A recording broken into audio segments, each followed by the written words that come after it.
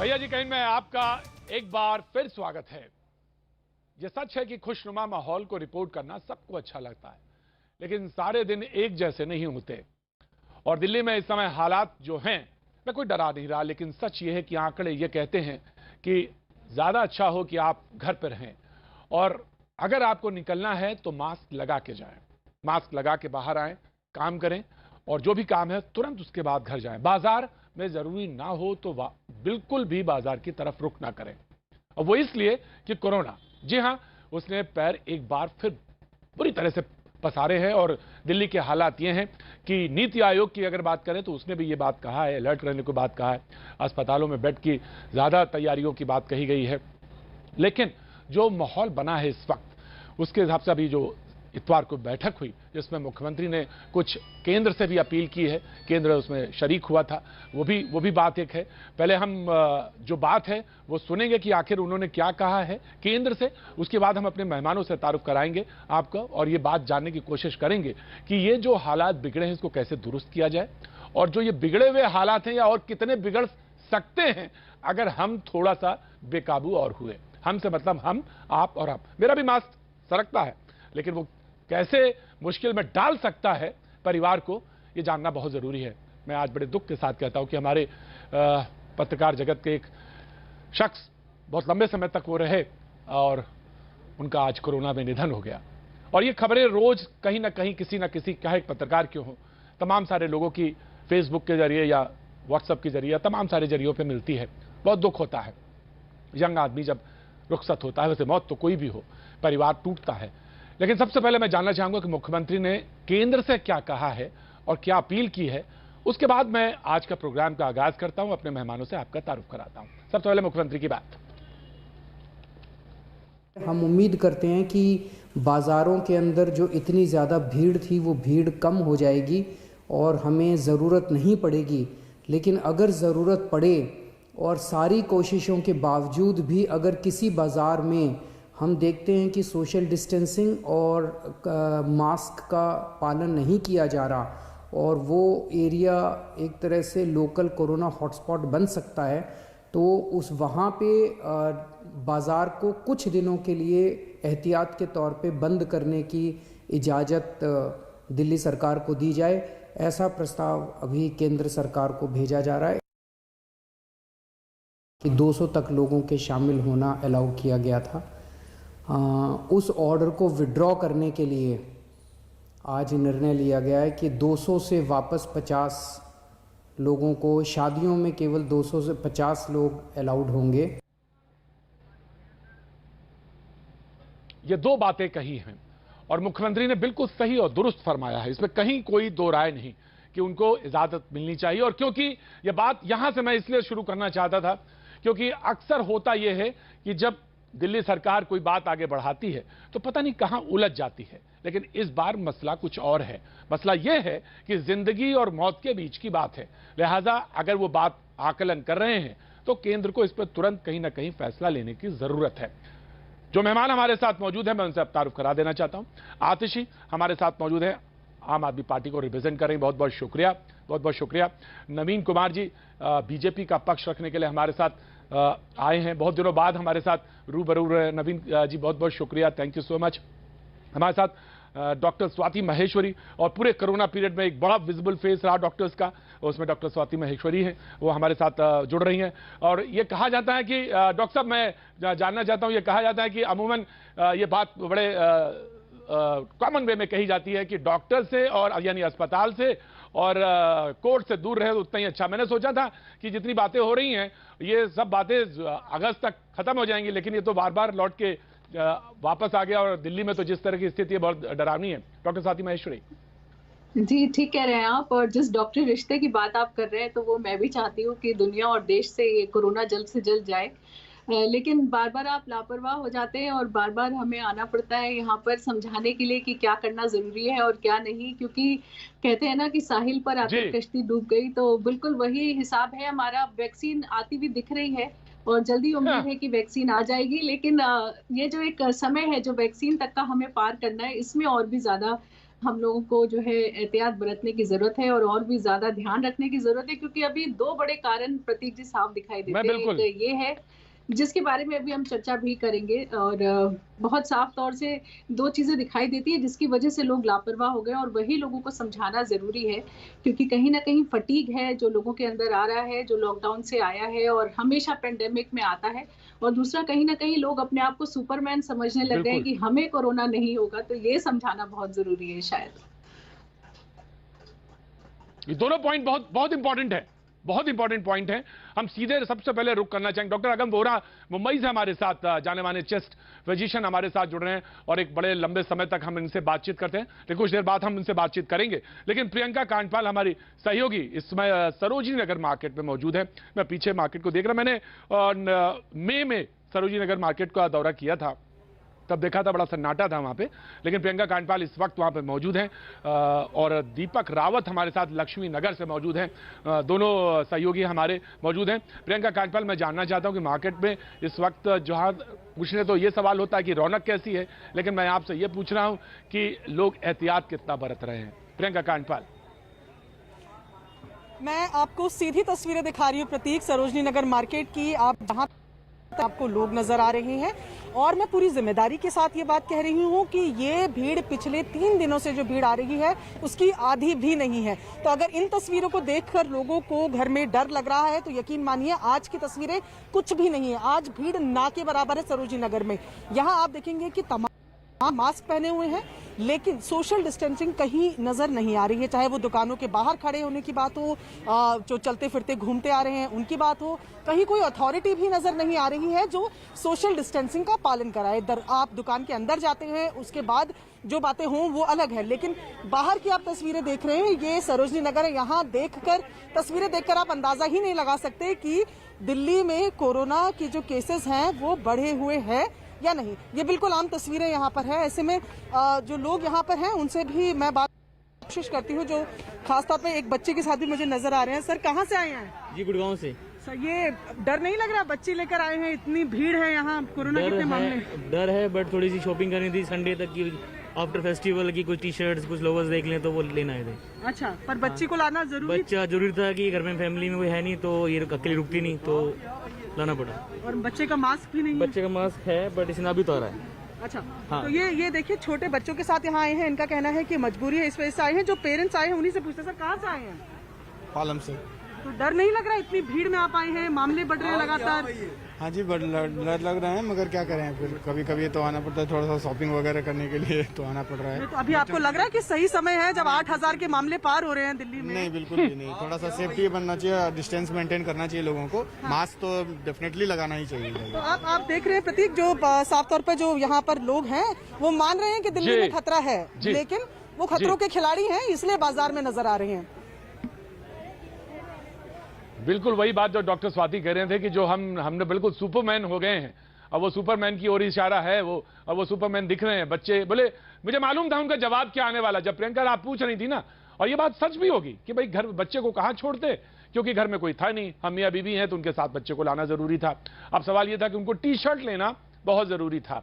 अब वो T shirt लेने के लिए बाजार में आए हैं। डॉक्टर अगम वोरा भी हमारे साथ मौजूद है, जाने माने चेस्ट फिजिशियन मुंबई से जुड़े। डॉक्टर साहब, बहुत बहुत शुक्रिया, थैंक यू सो मच जो आप हमारे साथ जुड़ रहे हैं। एक बार फिर मैंने तो सोचा था कि जैसे मैंने डॉक्टर स्वाति से कहा था कि जरूरत नहीं पड़ेगी, लेकिन आपकी जरूरत फिर पड़ गई मुझे, और दिल्ली में बहुत जरूरत है आपकी और आपके तजुर्बे की। लेकिन मैं आपको एक बार दीपक रावत के पास ले चलना चाहता हूं।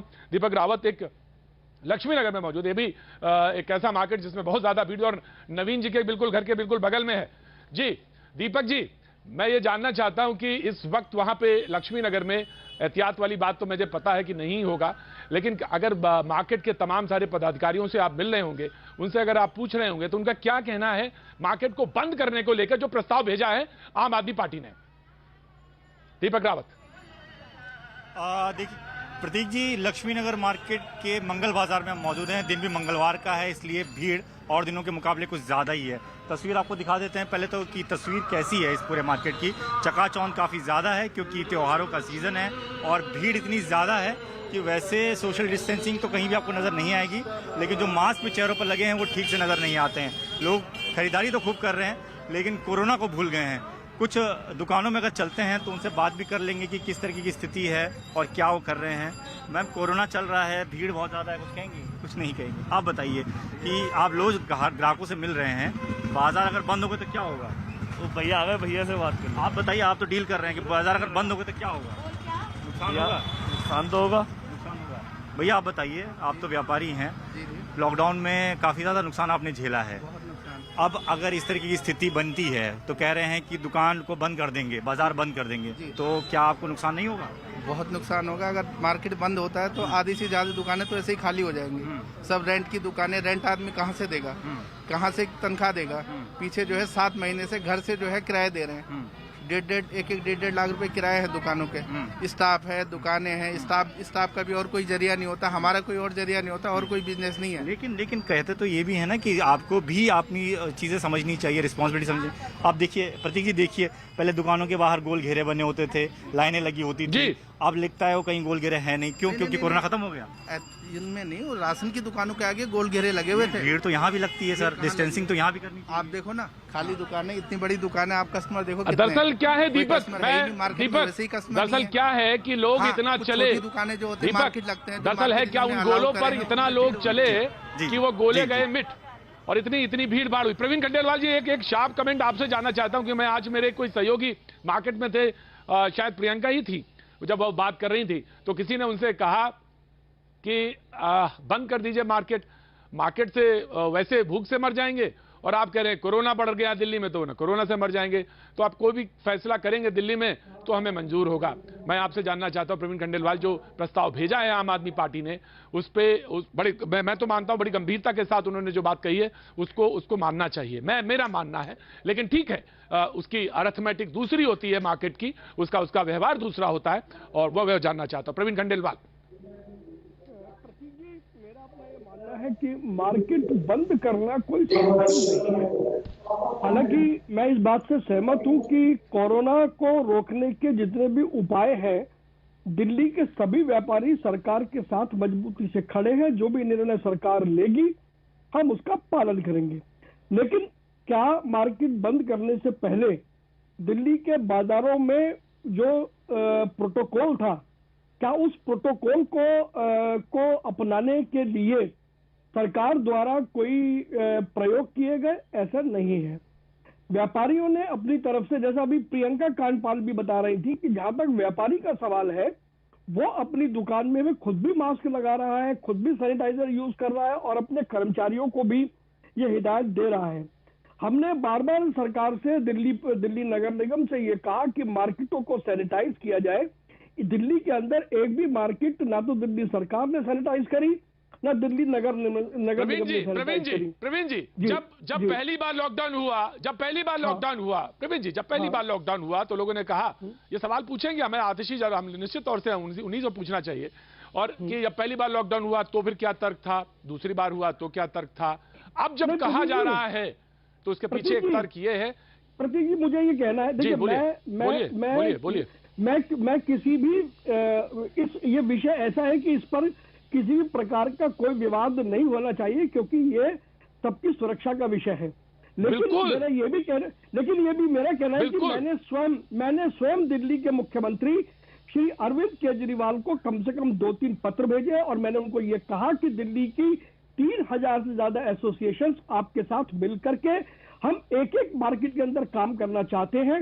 लेकिन मुझे खेद इस बात का है कि पत्र का जवाब मिलना तो दूर, पत्र का एक्नॉलेजमेंट भी नहीं आया। मैं आज फिर आपके चैनल के माध्यम से खुले रूप से दिल्ली के मुख्यमंत्री से कह रहा हूं कि हम आपके साथ काम करने को तैयार हैं, 24 घंटे काम करने को तैयार है। जो भी आप हमें बताएंगे कि कैसा काम करना, नहीं प्रवीण जी कैसा काम करना चाहते हैं आप? प्रवीण जी, हम लोग तो बहस करना ही नहीं है प्रोग्राम, भैया जी, कहीं तो बहस होती ही नहीं। मैं तो ये जानना चाहता हूँ कैसा काम करना चाहते हैं आप?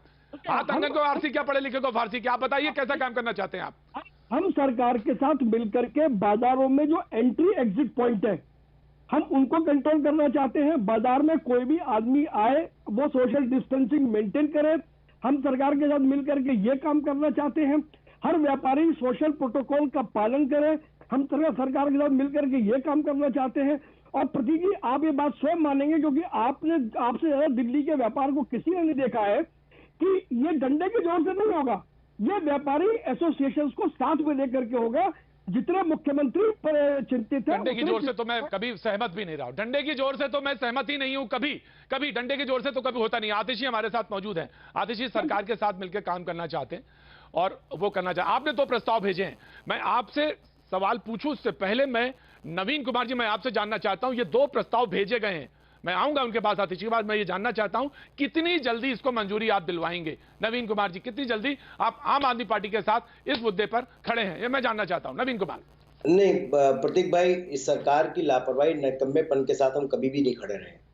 संवादहीनता है आम आदमी पार्टी की। पिछले राजनीति मत करिएगा नवीन जी, राजनीति मत करिएगा। इस बार मौका जिंदगी और मौत का है, जिंदगी और मौत का, इसलिए कोई राजनीति नहीं। मैं बिल्कुल साफ सी बात जानना चाहता हूं आपसे। मेरे बोलने से पहले मेरी बात आप सब जानते हैं, तो फिर मेरे बोलने का कोई मतलब नहीं है प्रतीक भाई। फिर तो राजनीति तो पॉलिटिकल पार्टी आकर के यहाँ सरकार की तरफ से मंत्री लाते ना। मेरी बात केवल इतनी सी है, कम से कम मेरी कुछ तो बात सुन लीजिए ना। मैं दिल्ली की जनता में एक अपोजिशन पार्टी का एक नेता हूँ। मैं पूरी बात सुनूंगा पार्टी की। हाँ बिल्कुल, धन्यवाद जी। मेरा ये कहना है कि सरकार के, आम आदमी पार्टी के निकम्मेपन और उनकी जो संवादहीनता है उसके साथ हम नहीं खड़े हैं। पिछले काफी समय से opposition leader of the house opposition के जो हैं रामवीर सिंह विधोड़ी जी और भारतीय जनता पार्टी और कांग्रेस भी कर रही होगी, उसकी मुझे जानकारी नहीं है। हमने इनसे कहा है कि ऑल पार्टी मीटिंग बुलाइए, कोविड जैसी समस्या पर, पॉल्यूशन जैसी समस्या पर हमारे विचार जानिए। आप हम सब मिलकर के काम करना चाहते हैं। सिविक बॉडी में हम नगर निगम में हैं और नगर निगम में बेशक आप हमको पैसा दे रहे हो, ना दे रहे हो, ना भी दे तो भी हम काम कर रहे हैं। हम और भी अधिक काम करना चाहते हैं, रात दिन काम करना चाहते हैं। कम से कम ऑल पार्टी मीटिंग बुलाइए, हमसे बैठ करके बात करिए। अरविंद केजरीवाल साहब ने, उनकी सरकार ने अभी तक कोई ऑल पार्टी मीटिंग नहीं बुलाई। आपको याद होगा 3 मई को जब शराब के ठेके खोले गए थे, उपराज्यपाल ने मना किया था, केंद्र सरकार ने मना किया था, लेकिन केजरीवाल साहब माने नहीं और उन्होंने खोल दिए। साप्ताहिक बाजार खोलने की फाइल एलजी ने लौटा दी तो मनीष सिसोदिया जी ने प्रेस कॉन्फ्रेंस करके कहा कि अभी खोलिए, आप कैसे बंद कर सकते हैं, गरीब कहां जाएंगे। आपने बिना मर्जी के, बिना केंद्र की मर्जी के, बिना राज्यपाल की, उपराज्यपाल की मर्जी के आपने उसकी प्रेस कॉन्फ्रेंस करके पूरा ठिकराम पर फोड़ा, लोगों को इकट्ठा किया और उसके बाद उसकी परमिशन दे दी। मुझे ये बताइए कि जब 19 अगस्त को केजरीवाल साहब ने होटल खोलने की परमिशन ली तब केंद्र के अप्रूवल मांगी थी क्या? 15 अक्टूबर को जिस प्रकार से केजरीवाल साहब ने इस पूरे साप्ताहिक बाजार को बिना किसी की मर्जी के, केंद्र की, उपराज्यपाल साहब की मर्जी के, उन पर आरोप लगाते हुए खोल डाले, तब किसी की मर्जी मानी थी क्या? बसों के अंदर आदमी ठूसा बैठा है, 20-20 की सवारियों को आपने पूरा कर दिया। आज बसों के अंदर एक्सेस आदमी बैठा है, वो बसों के अंदर क्या कोरोना कैरियर नहीं बने हुए हैं? ग्रामीण सेवा में किस प्रकार से लोग बैठ करके ठूस करके जा रहे हैं, क्या वो कोरोना कैरियर नहीं है? ई रिक्शा में लोग भरे जा रहे हैं, क्या वो कोरोना कैरियर नहीं है? आपने सिविल डिफेंस के लोगों को खाकी वर्दी बना के खड़ा कर दिया, वो सड़कों पे खड़े होकर के लोगों के मास्क ना लगाने के नाम पर पैसा वसूल रहे हैं, उनको रोक रहे हैं, उनको कहते हैं कि आपको सारा पैसे, उनको रिश्वत देने, रिश्वतखोरी कर रहे हैं। उससे बेहतर होता है उनको कहते हैं कि मास्क बांटिए, उनको कहते हैं कि लोगों को मास्क बांटिए। इनको सम्मानहीनता के साथ हम कैसे खड़े हो सकते हैं प्रतीक भाई? ठीक है नवीन जी, राइट नवीन जी, मैं ठीक है, मैंने सुना, मैंने आपके पॉइंट सुने। आतिश जी आप इनको प्लीज रिस्पॉन्ड करें और ये जानना चाहते हैं, हम ये जानना चाहते हैं कि सरकार कितनी सीरियस है इस मुद्दे पर लेकर और कहां दिक्कत, क्योंकि इस बार मैंने सवाल सबसे आपकी तरफ के सवाल इनके पास रखे हैं कि मंजूरी कब और कितनी जल्दी मिलती है, क्योंकि ये फुटबॉल ना बने, ये मसला फुटबॉल ना हो, ये बात मैं कह रहा हूं खुद। आतिश जी देखिए प्रतीक जी, मुझे तो पूरी उम्मीद है कि केंद्र सरकार जल्द से जल्द इन दोनों प्रस्तावों को मंजूरी देगी, क्योंकि हालांकि नवीन जी तो थोड़ा राजनीति करने पे उतारू हैं, पर हम तो केंद्र सरकार को धन्यवाद ही कह रहे हैं। इसलिए धन्यवाद कह रहे हैं क्योंकि हमने जो प्रस्ताव केंद्र सरकार के सामने रखा पिछले 2 हफ्ते पहले कि कोरोना के बढ़ते हुए केसेस को देखकर हमें ये नज़र में आ रहा था कि दिल्ली में एम्बुलेंसेस की, बेड्स की, पीपीई किट्स वगैरह की शॉर्टेज नहीं है, लेकिन इस बार पोल्यूशन के चलते और पोल्यूशन से जुड़ी रेस्पिरेटरी प्रॉब्लम्स के चलते कोरोना के केसेस पिछले 1 महीने से उनकी सीवियरिटी बढ़ गई है। और हमें ये नज़र में आ रहा था कि दिल्ली में जो 11,000 आईसीयू बेड्स हैं, आईसीयू बेड्स धीरे धीरे मतलब आईसीयू बेड्स भरने के करीब आ गए हैं। तो हमने ही केंद्र सरकार को ये प्रस्ताव रखा था, हमारे स्वास्थ्य मंत्री ने हर्षवर्धन जी को ये प्रस्ताव रखा था, उसके बाद मुख्यमंत्री जी ने गृह मंत्री को चिट्ठी भी लिखी थी। और हमें खुशी है इस बात की कि केंद्र सरकार ने सामने आके 750 आईसीयू बेड्स और पैरामिलिट्री फोर्सेस से मेडिकल स्टाफ जो उन आईसीयू बेड्स में इंटेंसिव केयर प्रोवाइड कर सकें, उसका सपोर्ट हमें किया है। और ये इसलिए भी अच्छी बात है क्योंकि मैं ऐसा मानती हूँ, हमारी सरकार ऐसा मानती है। देखिए, केंद्र सरकार का हमसे बड़ा कट्टर विरोधी आप जानते हैं कि कोई नहीं रहा है, लेकिन कोरोना जैसे मसले पे पर जहां देश भर में, विश्व भर में एक महामारी फैली हुई है, हमारा ऐसा मानना है कि इस मुद्दे पे राजनीति नहीं होनी चाहिए। इस मुद्दे में सबको एक साथ मिलकर काम करना चाहिए। नवीन जी, आपने सुन लिया। खास करके दिल्ली में जी नवीन जी, प्लीज राजनीति ना हो, सरकार की भी मेडिकल बेहतर यह हो कि काम हो कंस्ट्रक्टिव, राजनीति ना हो। मैं वही कह रहा हूँ प्रतीक भाई, राजनीति तो कर ही नहीं रहे हैं। साप्ताहिक बाजार आप खोलेंगे, हम राजनीति नहीं कर रहे हैं। नहीं, आपने जब शुरुआत की करनी शुरू करी वहीं से बोलना शुरू कर दिया। मेरी बात तो सुन लीजिए साहब। जी मैं आ रहा हूं प्रवीण जी, आ रहा हूं। हम कमिंग प्रवीण जी। मेरा इतना कहना है कि आप नहीं, आपके बोलने में कोई पाबंदी नहीं है, आप जितना चाहें उतना बोलिए, लेकिन जो काम कर रहा है उसको काम करने में मदद करते हुए दिखाई दें तो बहुत अच्छा लगेगा, बहुत अच्छा लगेगा अगर आप काम जो कर रहा है उसको मदद करते हुए दिखाई दें। मैं वही तो, क्या काम आप कर रहे हैं तो क्या दूसरे जो अपोजिशन लीडर है दिल्ली की पॉलिटिकल पार्टियां, उनको विश्वास में नहीं लेना चाहिए? क्या उनके साथ ऑल पार्टी मीटिंग करने में क्या प्रॉब्लम है भाई? बिल्कुल लेना चाहिए। हम 5 बार चिल्ला के कह रहे हैं, आप मीटिंग नहीं करना चाहते हैं, आप कह रहे हैं राजनीति कर रहे हैं। पॉल्यूशन पे सुप्रीम कोर्ट, हाई कोर्ट लगातार फटकार लगा रहा है एंटी स्मोक गन लगाने के लिए, एंटी स्मोक टावर लगाने के लिए, आप नहीं लगा रहे हैं। आपके पास 1087 करोड़ रुपए का सेस का जो लिया हुआ फंड है वो ऐसे ही पड़ा हुआ है, फिर भी आप नहीं लगा रहे। हम कह रहे हैं, हम सवाल उठाते हैं तो आप कहते हैं राजनीति नहीं करनी चाहिए। आप 1500 रुपए एक आदमी को देके जगह खड़े होकर के खड़ा करके सुन लीजिए, प्रदूषण की बात पे तो आप मुंह नहीं खोलिए तो बेहतर रहेगा। हम तो कुछ नहीं करेंगे। पता है कि प्रदूषण पे केंद्र सरकार ने क्या किया है और दिल्ली सरकार ने क्या किया है। अगर ये बोलेंगे तो मैं नहीं बोलूंगा, अभी से राजनीतिक मुझे ये बताइए। अब ये याद क्योंकि प्रदूषण वाले मुद्दे पे जब हम पिटारा खोलेंगे तो साफ नजर आ जाएगा कि आप पंजाब में नवीन जी हरियाणा में पराली जलने से नहीं रोकी। बोलने देंगे मेरे को 10 सेकंड नहीं देंगे अनइंटरप्ट। मेरा केवल इतना सा कहना है। मैं आ रहा हूं, स्वाति आ रहा हूं, मैं स्वाति जी आ रहा हूं, डॉक्टर आ रहा हूं, मैं स्वाति जी आ रहा हूं, मैं 1500 रुपए लेकर के प्रत्येक आदमी को आप पोल्यूशन का बोर्ड लेकर के सड़कों पे खड़ा कर देते हो कि गाड़ी बंद कर दीजिए, पोल्यूशन साफ हो जाएगा। क्या उससे हो गया? क्या कोविड के लोगों की जानकारी लेने के लिए प्राइवेट एजेंसी को 1500 रुपए पर पेशेंट के नाम से पैसा देते हो? अच्छा मुझे बताइए, मैं आपसे तरीके पूछूंगा, मैं आपसे तरीके पूछूंगा। नवीन जी, मैं आपसे तरीके ही पूछूंगा आज, मैं आज तरीके ही पूछूंगा आपसे। मुझे बहस नहीं करनी, मुझे आपसे तरीके पूछने। डॉक्टर स्वाति कुछ जोड़ना चाह रही है, उसके बाद मैं डॉक्टर अगम वोरा के बाद जाना। डॉक्टर स्वाति कुछ जोड़ना चाहती है जी, मैं आ रहा हूँ। डॉक्टर स्वाति कुछ जोड़ना चाह रही, मैं आ रहा हूँ। प्रवीण जी जी। बिल्कुल प्रतीक जी, देखिए ये एक चुनौतीपूर्ण स्थिति है जिसमें 2 कदम आगे और 1 कदम पीछे चलना जरूरी है, चाहे वो सरकार हो चाहे जनता हो।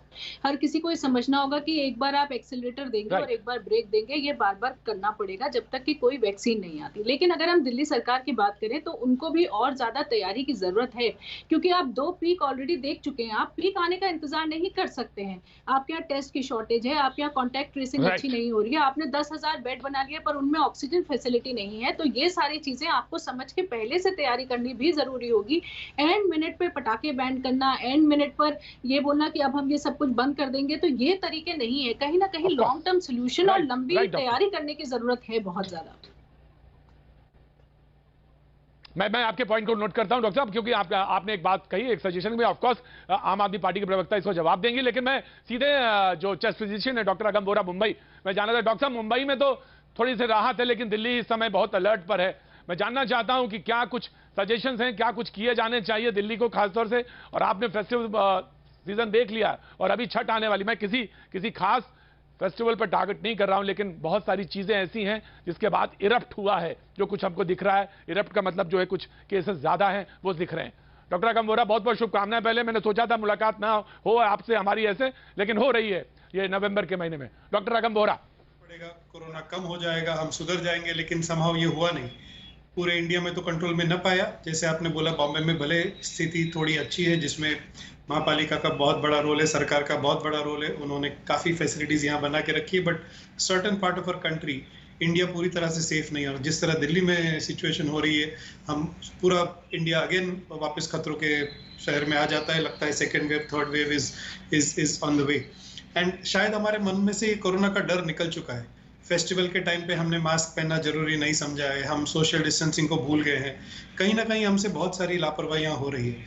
एक थोड़ा टाइम अगर हम रिस्पॉन्सिबिलिटी मतलब समझे और थोड़े टाइम तक मास्क अच्छी तरह से पहने, थोड़े टाइम तक सोशल डिस्टेंसिंग का थोड़ा बहुत भी अगर हम प्रैक्टिस में करे तो इसको हम काफी तरह से कंट्रोल में कर पाएंगे। Festival season and as you said probably ठंडी में तो इसके प्रॉब्लम बढ़ने की गुंजाइश है। यस जी, ठंडी में इसके बढ़ने की ज्यादा गुंजाइश है। और सबसे बड़ी बात यह कि जो दिल्ली में जो पोल्यूशन है उसने क्या सोने में सुहागा किया है। मैं स्वाति मशहूर एक बड़ा शॉर्ट सा कमेंट आपको जानना चाहता हूं before I go to break. मैंने आपसे जानना चाहता हूं क्या ये जो पोल्यूशन है और इसमें और खास तौर से चेस्ट का जो इन्फेक्शन है वो और जो कोरोना का जो अटैक है वो इसने सब कंट्रीब्यूट किया है इस सारी चीजों में? जी हाँ, बिल्कुल कंट्रीब्यूट किया। और देखिए अब तो स्टडीज भी साफ तौर से ये बात बोलती हैं कि अगर पार्टिकुलेट मैटर में 1 मिलीग्राम का भी इजाफा होता है तो 8% कोरोना के जो व्यक्ति हैं उनमें डेथ का इजाफा हो जाता है। तो कहीं ना कहीं ये दोनों चीजें इंटरलिंक तो हैं ही। और ये समय ऐसा है और इसके लिए बार बार हम लोग सचेत भी करते रहे। आपके माध्यम से भी प्रतीक जी बार बार हम लोगों ने सचेत किया है लोगों को कि आने वाला समय और भी कष्टकारी होगा, क्योंकि सर्दियां आ रही हैं, प्रदूषण का समय है, त्योहारों का समय है, तो और भी ज्यादा एहतियात रखने की जरूरत है। लेकिन ये बात सही है कि लोग बिल्कुल ही लापरवाह हो गए हैं और हर कोई यही सोचने लगा है कि हमें नहीं होगा, हमें कोरोना नहीं हो सकता, हम जो चाहे कर लें। लेकिन हो रहा है और उनको ये समझना भी जरूरी है कि जिन लोगों के घरों में हो रहा है वो किस स्थितियों से गुजर रहे हैं, ये अभी समझ नहीं आ रहा है शायद लोगों को, क्योंकि जिनके घरों में नहीं हुआ है वो ये नहीं समझ पा रहे हैं। मैं आज आप दोनों डॉक्टर हैं, दोनों डॉक्टर मौजूद हैं। डॉक्टर स्वाति माहेश्वरी दिल्ली से हैं और डॉक्टर आगम बोहरा मुंबई से। ये 2 जगह ऐसी जहां पे बहुत इफेक्ट हुआ। मैं दोनों से जानता हूं किस पीड़ा से गुजरना पड़ता है। बहुत सारे लोग इसको बहुत इत्मीनान के साथ ले लेते, कहते हैं कुछ नहीं है, ये सब वहम है, ये हल्का सा सर्दी जुकाम है। लेकिन मैं बताऊंगा किस तरह और किस पीड़ा से गुजरना पड़ता है। मैं चाहे मुझे आधे घंटे इन्हीं से बुलवाना पड़े, लेकिन मैं बताऊंगा आपको कि किस पीड़ा से। डराना मकसद नहीं है, आगाह करना। और उधर मैं दिल्ली सरकार के पास आऊंगे, प्रवक्ता हमारे साथ वहां पे आम आदमी पार्टी की मौजूद हैं कि कितनी तैयारी और तैयारी में क्या कुछ है, इजाफा किया जाना चाहिए और कहां कौन सी कमी, जानेंगे। वक्त एक छोटे से ब्रेक के बाद में फिर हाजिर होता हूं।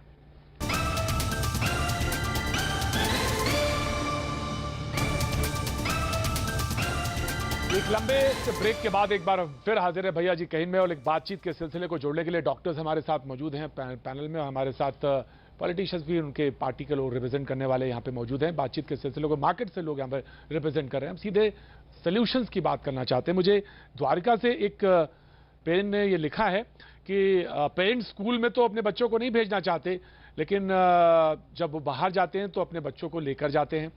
मार्केट में अगर खरीदारी करनी है तो फिर पूरी फैमिली को जाने की क्या ज़रूरत है। जब आप में पेरेंट्स ये कहते हैं कि और कोई है नहीं घर में, लिहाजा उनके सामने मजबूरी है, वो लेके जाते हैं। ये पेरेंट्स की बात है। लेकिन आतिश, आपसे कुछ सवाल पूछे गए थे और ये था कि आपकी तैयारी क्या थी, क्योंकि मुंबई में जो हो रहा था उससे सबक लेने की तो ज़रूरत थी। तो आपने क्या तैयारी की हुई थी, क्योंकि ये मालूम था, मैं डॉक्टर आगम बोहरा के पास जाना आऊँगा, कि जो वेव है ये कौन सी वेव है, 3rd है या 2nd, 3rd जो बात हो रही थी, तो मुंबई में कौन सी परेशानियों को वो फेस कर रहे थे। ऑफकोर्स मैं वहाँ आना चाहूँगा, लेकिन आतिशी मैं ये जानना चाहता हूँ बाकी जगह से आपने सबक क्या लिए थे और कितनी तैयारी आपकी थी, ये बात जानना बहुत ज़रूरी है। आतिशी,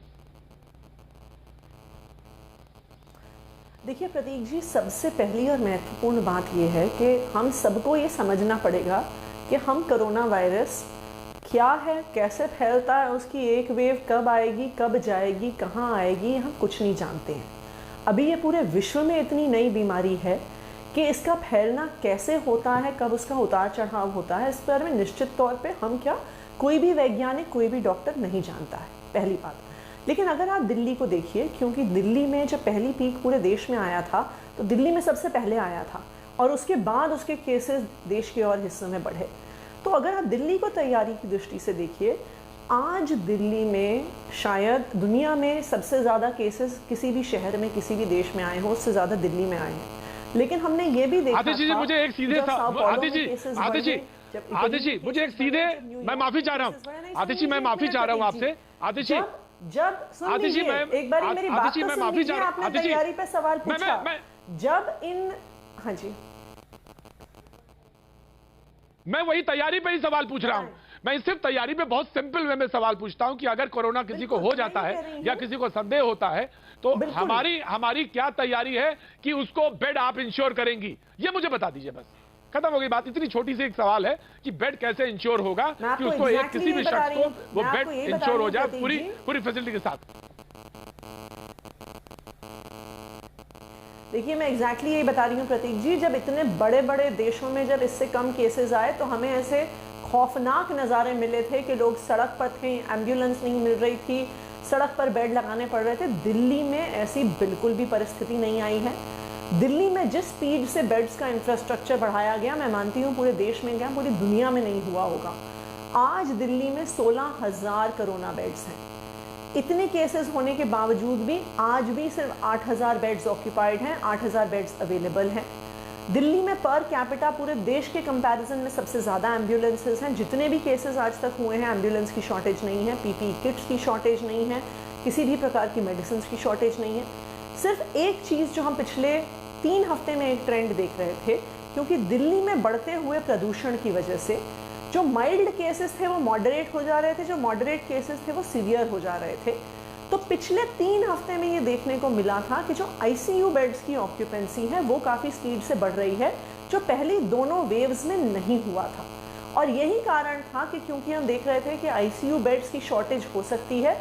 2 हफ्ते पहले ही हमने एक केंद्रीय स्वास्थ्य मंत्री के साथ फ्लैग किया, सत्येंद्र जैन जी ने, और लास्ट वीक अरविंद केजरीवाल जी ने गृह मंत्री को चिट्ठी भी लिखी कि हम केंद्र सरकार से ये रिक्वेस्ट कर रहे हैं कि हमें आईसीयू बेड्स केंद्र सरकार की मेडिकल फैसिलिटीज़ द्वारा अरेंज किए जाएं। और हम इस बात के लिए बहुत शुक्रिया अदा करते हैं केंद्र सरकार का कि जो हमारी रिक्वेस्ट थी आईसीयू बेड्स की, वो आईसीयू बेड्स की रिक्वेस्ट को केंद्र सरकार ने एक्सेप्ट किया। 250 बेड्स आने वाले कुछ ही दिनों में अवेलेबल हो जाएंगे। उसके बाद कुछ हफ्तों के बाद 500 और बेड्स अवेलेबल हो जाएंगे।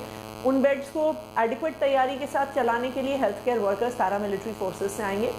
देखिए ये कोई राजनीति का मुद्दा नहीं है, मल्टीपल एजेंसीज हैं दिल्ली के लोग, आपको बिल्कुल नहीं, राजनीति तो बिल्कुल सवाल ही नहीं, क्योंकि मल्टीपल दिल्ली का स्ट्रक्चर कुछ इस तरह का है, दिल्ली का स्ट्रक्चर ऐसा है कि मल्टीपल एजेंसीज हैं। जूझ सकते हैं, प्रतीक जी, अगर आतिशी ये बात मार्च में बोलती तो शायद समझ में आता कि आप बोले कि दुनिया और देश को नहीं मालूम है कि ये वायरस कैसा है और इसकी फितरत क्या है और किस तरह से फैलता है। लेकिन आज आप नवंबर के महीने में बैठ करके मार्च वाली बातें नहीं कर सकते हैं कि हमें नहीं मालूम कि ये वायरस कैसे फैलता है, दुनिया को नहीं पता, हमें नहीं पता। अब हमें सब कुछ पता है कि ये वायरस कैसे फैलता है, क्या होता है, हमारे पास दवाइयां हैं, इसकी वैक्सीन आने जा रही है। अब आप इस स्थिति में ये बातें नहीं बोल सकते कि हमें नहीं मालूम कि ये वायरस कैसे फैलता है।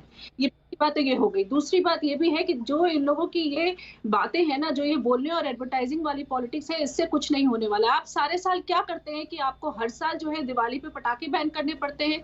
क्यों नहीं आप सारे साल मेहनत करते हैं प्रदूषण को रोकने के लिए? जब आपको मालूम है कि दिवाली नवंबर अक्टूबर में आती है तो आपको हर साल तब पटाखे बैन करने की क्यों जरूरत पड़ती है? क्यों आप जो है जनता को ये दिखाते हैं कि सरकार बहुत बड़ा काम कर रही है प्रदूषण को रोकने के लिए क्योंकि हम पटाखे बैन कर रहे हैं?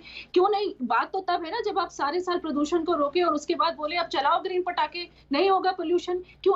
पटाखे तो हम 2 या 3 दिन ही चलाते हैं ना, उसके बाद तो एक्यूआई कैसे बढ़ जाती है? क्यों एक्यूआई तब भी बढ़ा हुआ है? तो क्यों नहीं उन चीजों के हम ठोस सोल्यूशन निकालते? इसी तरह से कोरोना की भी बात अगर हम करें तो जब हमें पता है कि कोरोना कैसे फैलता है, किस तरह से सुपर स्प्रेडर्स हैं, किस तरह से कोरोना को जो है घनत्व पसंद है, कैसे पॉपुलेशन जहां जहां ज्यादा होगी वहां कोरोना फैलेगा, तो क्यों नहीं हमारी टेस्टिंग बेटर है? क्यों नहीं हमारी कॉन्टैक्ट ट्रेसिंग बेटर है? क्यों नहीं हम मार्केट्स पे पहले से कुछ अंकुश लगा के रखें? क्यों हमने सब कुछ बिल्कुल बेकाबू कर दिया है कि सब कुछ खुला है, बसों में भी पूरे लोग जा सकते हैं, मेट्रो में भी जा सकते हैं, मार्केट भी हर वक्त खुला हुआ है? आप कहीं ना कहीं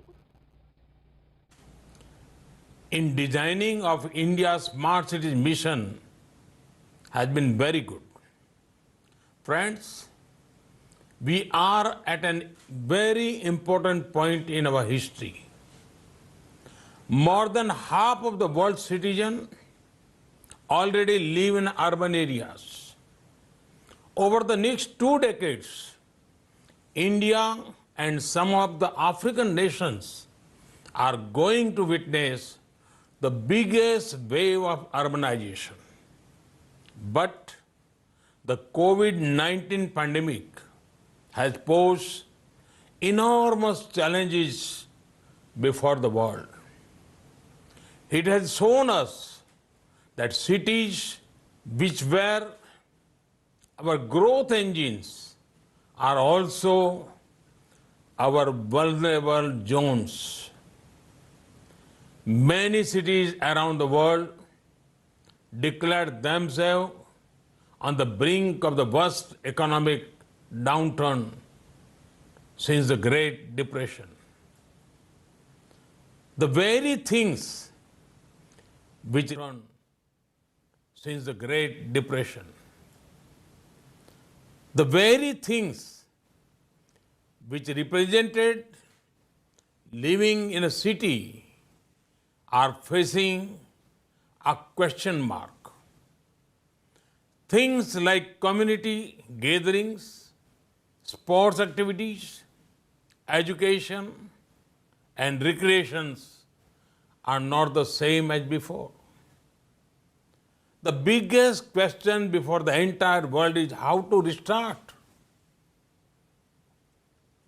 The restart will not be possible without a reset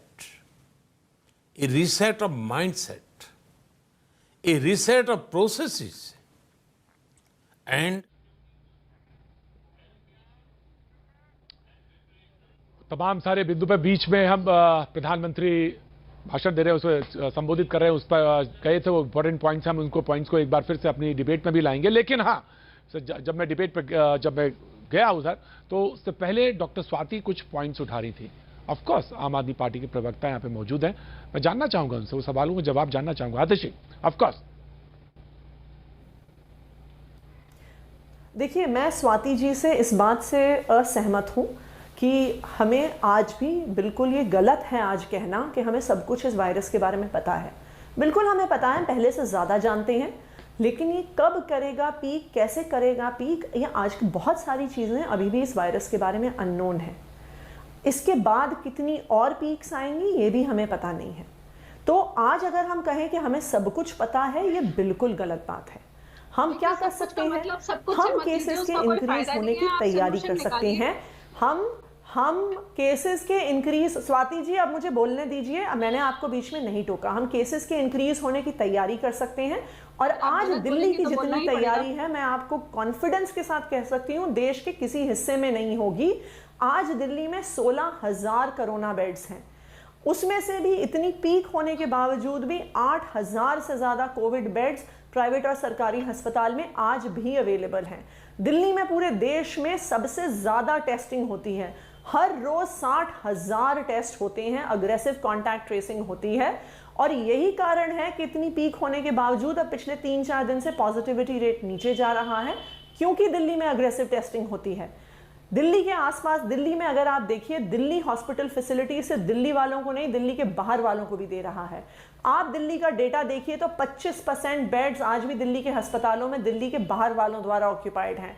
ICU beds 25% Delhi के बाहर वालों द्वारा ऑक्यूपाइड है। दिल्ली में इतनी टेस्टिंग दिल्ली के बाहर वालों की हो रही है, क्यों? क्योंकि दिल्ली एक ऐसा राज्य है जो टेस्टिंग भी करता है, जो कॉन्टैक्ट ट्रेसिंग भी करता है, बेड्स की भी अवेलेबिलिटी है और मेडिकल फैसिलिटीज की भी अवेलेबिलिटी है। और हम उस जिम्मेदारी से पीछे भी नहीं जा रहे हैं। अगर दिल्ली के आसपास के लोग दिल्ली आना चाहते हैं तो बिल्कुल, मैं समझ गया नवीन जी, लेकिन ऑफकोर्स नवीन जी, मैं समझ गया था आपका कि यूपी में, आपको यही कहना ना कि यूपी में नहीं हो रही, हरियाणा में नहीं हो रही, मुझे मालूम है आपको नवीन जी, आपको बोलना है। ऑफकोर्स मैं समझ गया, तो आप ही बताइए। जी जी जी जी जी, आप उन्होंने इशारा, हरियाणा और यूपी से दिल्ली में लोग टेस्ट कराने क्यों आ रहे हैं? हरियाणा और यूपी से लेकिन आतिशी पहले भी आते रहे हैं, कांग्रेस के जमाने में भी लोग, नहीं, कांग्रेस के जमाने में भी लोग इलाज कराने आते रहे हैं। आतिशी पहले भी आते रहे लोग। BJP will respond. कहाँ जाएंगे प्रतीक जी, इनका मुझे बताएंगे। दूसरी बात, नवीन आई एग्री, जो पॉइंट है वो एग्री करूंगा मैं। बेड का एक अस्थायी अस्पताल बना के दिया, आईटीबीपी चलाती है। दिल्ली सरकार ने क्या किया? 65,000 करोड़ रुपए सालाना का बजट है। मुझे बता सकते हैं कि एक योगदान ये मत कहिए कि क्या नहीं किया। ये मत कहिए कि क्या नहीं किया। नवीन, ये मत कहिए कि क्या नहीं किया। जी आपका डॉक्टर स्वामी आ रहा हूं मैं। नहीं होता, कोरोना की सिचुएशन नहीं बढ़ती। जितनी इन्होंने बसों में भीड़ बढ़ाई है, अगर उसकी जगह बसें की संख्या बढ़ा देते तो दिल्ली के अंदर कोरोना नहीं फैलता। मार्केट बंद करने की जगह ओड इवन मार्केट में अगर कर देते तो समस्या खड़ी नहीं होती। प्रतीक भाई, ये सुझाव तक लेना नहीं चाहते। ये बात तो गलत है अपोजिशन पार्टी के लोगों से मिलना तक नहीं चाहते। नवीन जी, ये बात तो बिल्कुल गलत है। अपने लोगों को नवीन जी, ये बात तो गलत है। सारी इकोनॉमिक एक्टिविटीज नवीन जी, सारी इकोनॉमिक एक्टिविटीज नहीं, आई वुड, अरे आप काम करने की जगह भाषण दे, नहीं नवीन जी, ये बात तो गलत है। जहां पे बात सही है, मैंने कहा नवीन जी, नहीं this is not the way. अच्छा ज्यादा बेहतर, नहीं नवीन जी, जितने मोहल्ला क्लिनिक है नवीन जी, आइसोलेशन वार्ड में 4-4 बेड में तब्दील कर दिया होता। दिल्ली में अंदर कोरोना टेस्टिंग 2400 रुपए है, हरियाणा में चले जाओ, अगर उत्तर प्रदेश में चले जाओ 700 रुपए और 800 रुपए है। यहाँ पे फ्री टेस्टिंग कर देते, लोगों को कम कर देते, शायद ज्यादा बेहतर। कोरोना टेस्ट हरियाणा और उत्तर प्रदेश में काम करना नवीन जी, बता दीजिए, और उसके बाद उनका भाषण सुने हम सब। नवीन जी, आपको लगता है कि सही बात है? ठीक है नवीन जी, ठीक है नवीन जी, प्रतीक जी, जी ठीक है नवीन जी, मैंने जो बात सही थी वो कहा कि कांग्रेस के जमाने में जब सरकार थी तो वहां से भी लोग आते थे, ये पहली बार दिल्ली का स्ट्रक्चर नहीं है, ये बात सही है। लेकिन आप ये कहें कि सरकार ने कुछ किया नहीं, ये आप ये पॉलिटिक्स, मुझे बता दीजिए, आप कंस्ट्रक्टिव वे में क्या आ सकते हैं, सरकार के सामने कैसे खड़े हो सकते हैं, ये मुझे बताइए। दिल्ली सरकार ने क्या किया है? आप इकोनॉमिक एक्टिविटीज तो खोली जाएंगी ना, इकोनॉमिक एक्टिविटीज सब जगह खोली गई नवीन जी, इकोनॉमिक एक्टिविटीज सब खोली गई तो दिल्ली ने भी किया। प्रवीण खंडेलवाल बैठे हुए, प्रवीण खंडेलवाल जी बताइए, प्रवीण खंडेलवाल जी यहाँ पे जितने करोड़ों रुपए के विज्ञापन लगाए हैं उसका पैसा कम करके आप एंटी स्मोक टावर नहीं लगा सकते थे। अच्छा किसी को अगर अवेयर करें, अगर किसी को अवेयर करें तो वो गलत है। प्रवीण खंडेलवाल, मैं आ रहा हूँ डॉक्टर स्वाति, आ रहा हूँ डॉक्टर स्वाति, मैं आ रहा हूँ। प्रवीण खंडेलवाल जी, प्रवीण खंडेलवाल जी, टावर की जरूरत नहीं दिल्ली के अंदर। नहीं प्रवीण खंडेलवाल जी, प्रवीण खंडेलवाल जी, प्रवीण खंडेलवाल जी, अप्रूवल लेकर के बैठे, इलेक्ट्रिक मशीन लेकर के नहीं आ रहे। प्रवीण जी, मैं आपका ध्यान मुख्यमंत्री को वर्तमान प्रपोजल की ओर दिलाना चाहता हूँ, और मेरा एक ही सवाल है कि मुख्यमंत्री ने दो बातें कही, एक तो बाजार बंद करने की बात कही, मेरा उसमें ये कहना है कि क्या मुख्यमंत्री ने ये सोचने से पहले एक बार दिल्ली के व्यापारियों को बुलाया, उनसे बात करी और उनसे कहा कि आपके बाजारों में सोशल डिस्टेंसिंग नहीं हो रही है, सोशल प्रोटोकॉल नहीं हो रहा है? क्या प्रवीण जी आप सुझाव दे दीजिए यहाँ से। अरे तो नहीं मिलेंगे, आदित्य कुछ कहना चाहती है, आदित्य कुछ कहना चाहती है। पार्टी किसी से नहीं मिलेंगे, 147 दिन तक घर से बाहर नहीं निकले, दिल्ली कोरोना से नवीन जी, ये आपके नहीं नवीन जी, नहीं नवीन जी ना, नहीं नवीन जी, नहीं बताओगे नहीं, मैं सवाल नवीन जी, मैं अपोजिशन में हूं, आप मेरी आवाज नवीन जी, गृह मंत्री को आना, नवीन जी, मुझे ये बताइए, नवीन जी दिल्ली, अगर वो गृह मंत्री हैं, नवीन जी, नहीं नवीन जी आप राजनीति कर रहे हैं, नवीन जी आप राजनीति कर रहे हैं। प्रवीण जी आप बताइए। प्रतीक जी मैं खंडेलवाल जी की बात पे रिस्पॉन्ड करना चाहूंगी। अरे वो केंद्र ने दिया, प्रतीक जी मैं क्लैरिफिकेशन देना चाहूंगी। मेरा सुझाव है आप नवीन जी को म्यूट कर दीजिए, वरना हम किसी को बातचीत नहीं करने देंगे। नहीं नवीन जी नहीं, काम करे, कोविड का एक नहीं ऑफकोर्स आतिश जी मैं आपको जवाब दे रहा हूँ, आतिश जी मैं दे रहा हूँ, नहीं बिल्कुल ठीक है। प्रवीण खंडेलवाल जी आपको 10 सेकंड, प्रवीण खंडेलवाल जी आपको 10 सेकंड देना चाहूंगी। मेरा ये कहना है कि आप कुछ करेंगे नहीं, सब कुछ केंद्र करेगा।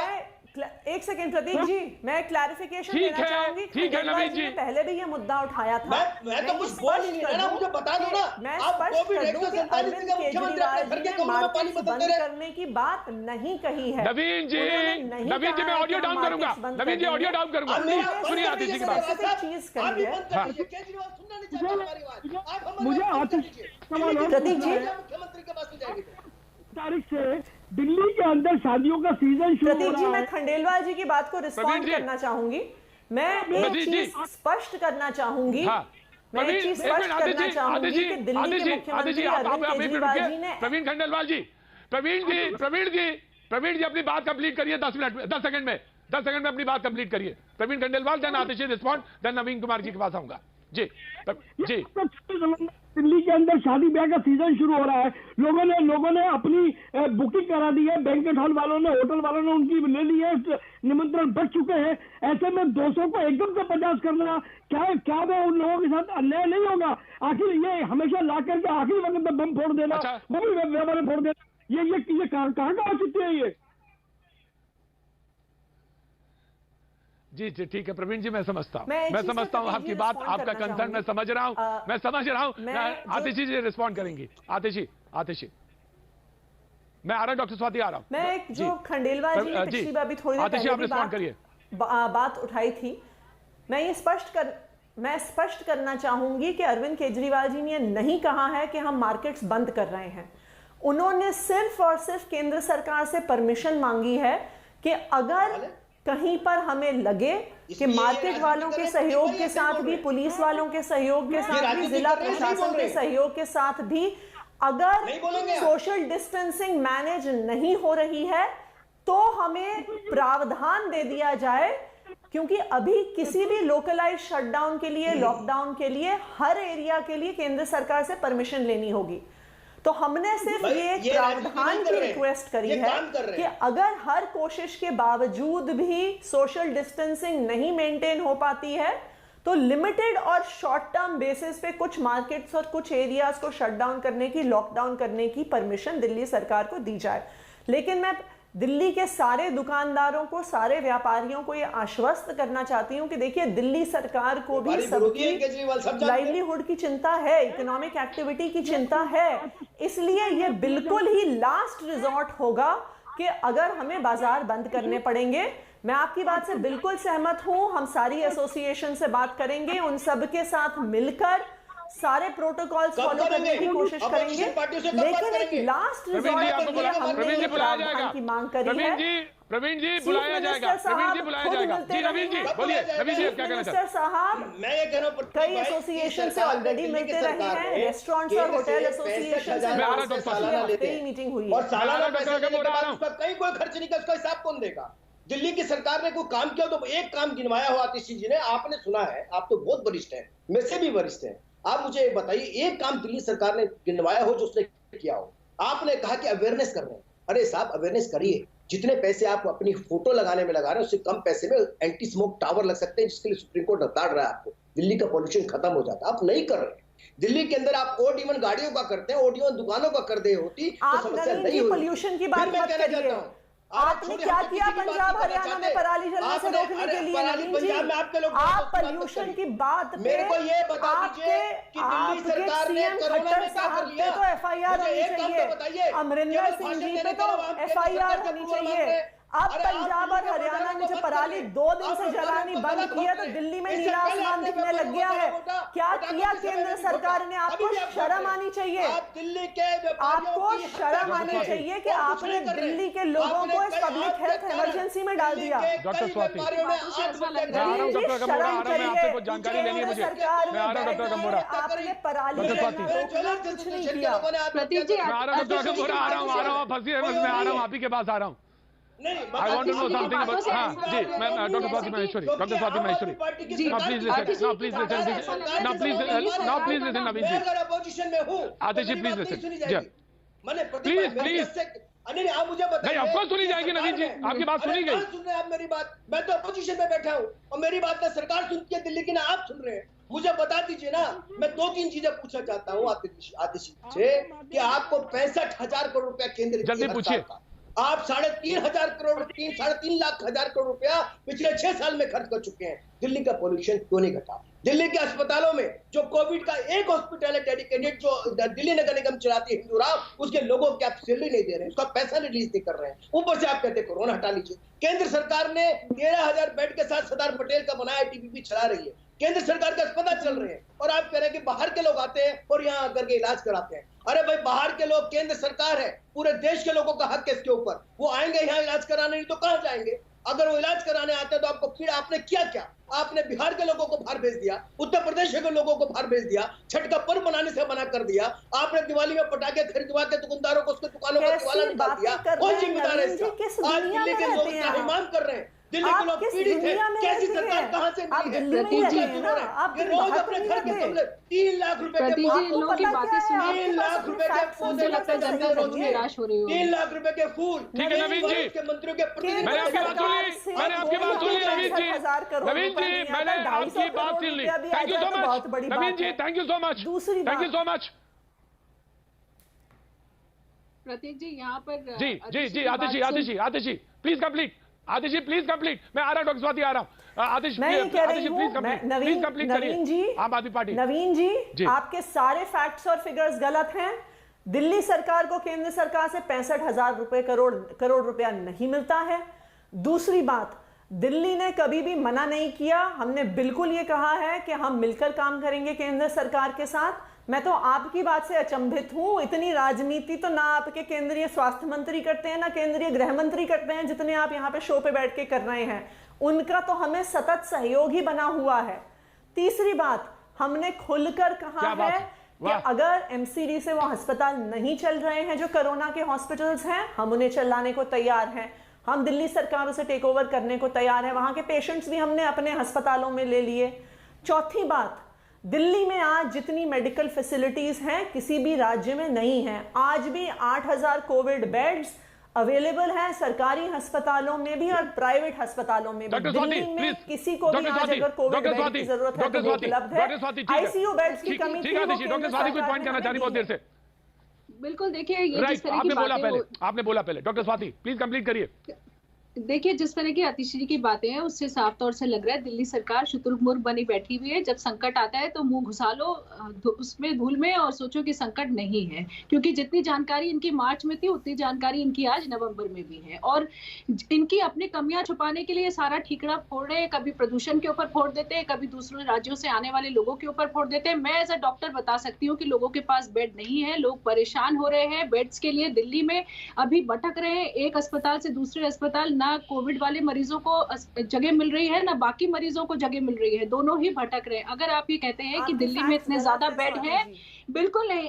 मैं तो रोज कितने लोगों से बात करती हूँ, 8000 कोविड बेड्स अवेलेबल हैं। करने की जरूरत है नहीं, बिल्कुल नहीं, ये फैक्ट चेकिंग आपको करने की जरूरत है। आप जब ये बोलते हैं कि आईसीयू बेड्स की स्वाति जी पिछले 2 हफ्ते से इश्यूज आ रहे थे, वरना दिल्ली में 8000 कोविड बेड्स आज अवेलेबल हैं। आपके बेड्स पे बिल्कुल है स्वाति जी, आपको मालूम है कि कोविड के मरीजों को ऑक्सीजन की जरूरत है और आपके बेड्स पे ऑक्सीजन नहीं है। वो सरदार पटेल सेंटर जो कोविड केयर सेंटर है उसकी मैं बात नहीं कर रही हूँ। सरकारी अस्पताल 8000 hospital beds with oxygen support आज अवेलेबल है। Doctor Agam Vora please, doctor Swati आते जी। डॉक्टर अगम वोरा मैं आपके पास आना चाहता हूं। मैं ये जानना चाहता हूं कि वैक्सीन को लेकर प्लीज डॉक्टर साहब, क्योंकि सारी बहस वहीं आके खत्म हो जाएगी। एक ही चिराग है जो रोशनी दे सकता है और वो ये कि वो जो अमेरिका की जो कंपनी है वो और उसके अलावा 2 कंपनियां और स्पुतनिक और फाइजर के, उसके अलावा क्या कुछ रोशनी दिखती है और हमको कब ये वैक्सीन का अच्छी बात सुनने को मिल सकती है? डॉक्टर आगम वोरा। वैक्सीन अभी तो एक बहुत डिस्टेंट ड्रीम है, क्योंकि वैक्सीन की बहुत सारी ट्रायलें करनी पड़ेगी। वैक्सीन की कुछ साइड इफेक्ट है कि नहीं वो देखना पड़ेगा। वैक्सीन कितनी मात्रा में रोग प्रतिकारक शक्तियां बढ़ा सकता है वो देखना पड़ेगा। यानी अभी वैक्सीन के बारे में एट मेडिकल सर्कल में हम इतने क्या बोलते हैं, इतने रेडी नहीं है कि सबको हम वैक्सीन दे पाए। अभी हमारी मेन फोकस तो डिजीज को बढ़ते हुए रोकना है, वही है, लोगों की इम्यूनिटी बढ़ाना वही है। एंड हम रेडी है मेडिकली, हमारे पास बहुत सारी दवाइयां हैं, बहुत सारे ऑप्शंस अवेलेबल है कोविड को ट्रीट करने के लिए। जी डॉक्टर साहब, तो वही बात है कि अभी भी हमारे पास सिर्फ वही रास्ता बचा है कि सोशल डिस्टेंसिंग, मास्क जो लगाना बहुत जरूरी है, तो लिहाजा मास्क लगाइए, सोशल डिस्टेंसिंग करिए, क्योंकि अभी भी दूर का सपना है क्या वैक्सीन। तो बेहतर यही है कि मास्क लगा के रहें। लेकिन आज अभी बस सिर्फ इतना, कल फिर मिलेंगे। मास्क लगाए रहिए और दूसरों को भी प्रेरित करते रहिए। आर पार का वक्त।